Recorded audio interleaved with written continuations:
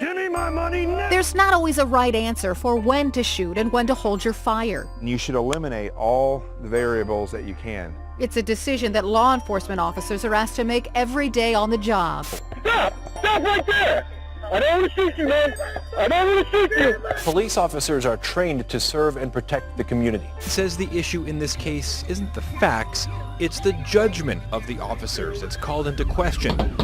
The question tonight, will they second-guess their actions? Protesters out in the streets in Minnesota. That incident, among a string of others since, have put police tactics and use of force in the spotlight. It would begin with Eric Garner. Officer fired his weapon, killing Damon. As Charlena Lyles, police say she was armed with a knife. That's when they opened fire. Prosecutors charging Yanez with second-degree manslaughter. Freddie Gray's arrest. And lost control. Told him not to reach for it! I told him to get his hand out! Stoking long simmering tensions between police. The Department of Justice has concluded and the communities they serve. that the police department engages in a pattern or practice of use of excessive force in violation of the Fourth Amendment to the Constitution. Under the circumstances. As evidence that the recent string of police shootings in the news Seeks answers and compensation for damages and wrongful death. has created a reluctance to use force even when justified. The officer who shot Michael Brown, sparking outrage across the country. Don't shoot! Hands up! The charges could have officers second-guessing their behavior in critical moments. Apparently wanted to be killed by a cop, as you will hear. Shoot me! Put your hands out of your pocket now! No, man. Shoot. I'm not gonna do it! In this case, though, an officer did not shoot. The scrutiny of police can take a toll on even the best on the force. The person that was actually in control of that situation was the suspect. The officer has to be able to control, and that's exactly what our students are doing right here, is they're learning control tactics. They have to control the scene, control the scene. It's a Spokane company that thinks it has the technology to deal with tough situations faced by security guards and police officers. King 5's Glenn Farley with an exclusive look tonight at something you've probably never seen, but may see soon on the belts of those committed to protecting us. A device they believe that has a psychological edge. It looks like something out of a science fiction movie, but it's not a gun.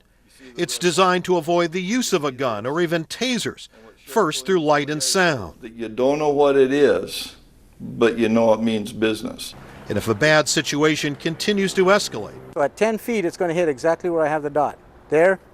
It will even shoot a stream of pepper spray right into a bad guy's face without that pepper spray fog. Okay. I'm in the middle. No. None at all on him. Larry Weber is the U.S. and Canadian distributor for the ProV2.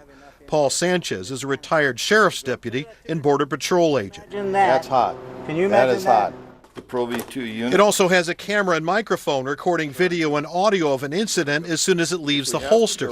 The ProV2 is also a communication device. Both would come in handy if a case goes to court or backup was necessary. Twice in recent weeks, Weber believes the tools on the ProV2 could have helped Seattle police officers stop Charlena Lyles without shooting her and providing better documentation. And aboard that Delta flight to Beijing, where a man is accused of fighting with two flight attendants when he tried to open the door, the man was subdued with the help of wine bottles over his head and help from passengers. This needs to be in every aircraft in the country. Multiple uses, not only into the hospitals, into the workplace. There are no bullets. Where electric tasers have been associated with some deaths, they say their device will prove to be non-fatal. The company says nearly 3,000 are already in service now in hospitals, schools, gated communities, and country clubs.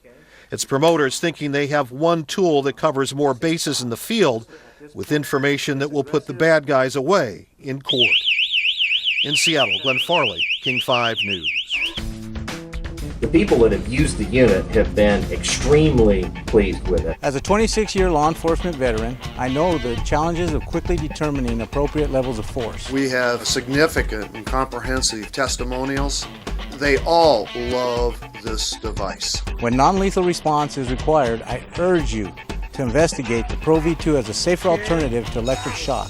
Police used bullets when a taser didn't work. Died after police shocked him a dozen times with a taser. But after the altercation, he appeared to be in respiratory distress. Wants answers as to why their loved one died shortly after at the scene. And doused himself with more gasoline. That's when cops tried to subdue the man with a taser. And he became engulfed in flames. Said police used tasers with gasoline all around. Badly burned after police used a taser on him. Causing his clothing to catch on fire. Officer Haney deployed a taser. But that taser wasn't effective. Don't do it.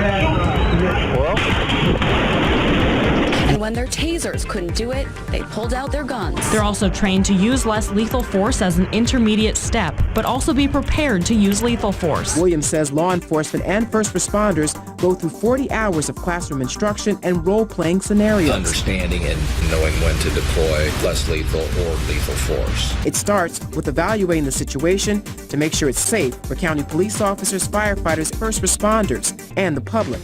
The ProV2 is the right choice for the right situation. The documentation, the audio, the video, the automatic Bluetooth transmission will make any lawyer for a plaintiff turn around and shut his briefcase and leave the room. It is psychologically reasonable. It shows somebody that you are serious about what can be done. It's statistically proven that a domestic violence phone call is the most dangerous call a police officer can respond to. This would be perfect in that situation. It brings a whole new paradigm to de-escalating violence. There is a true need for a humane, accurate, effective way to de-escalate situations before they get to the point of physical conflict or assault.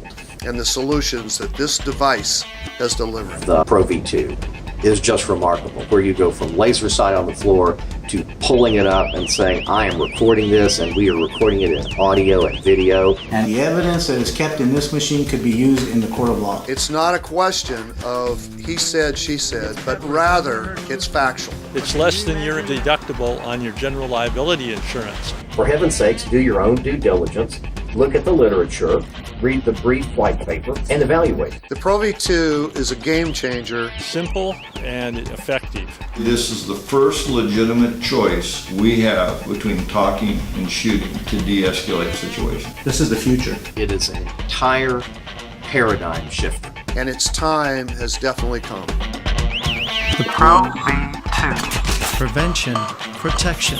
The ProV2. Because wisdom is your best weapon.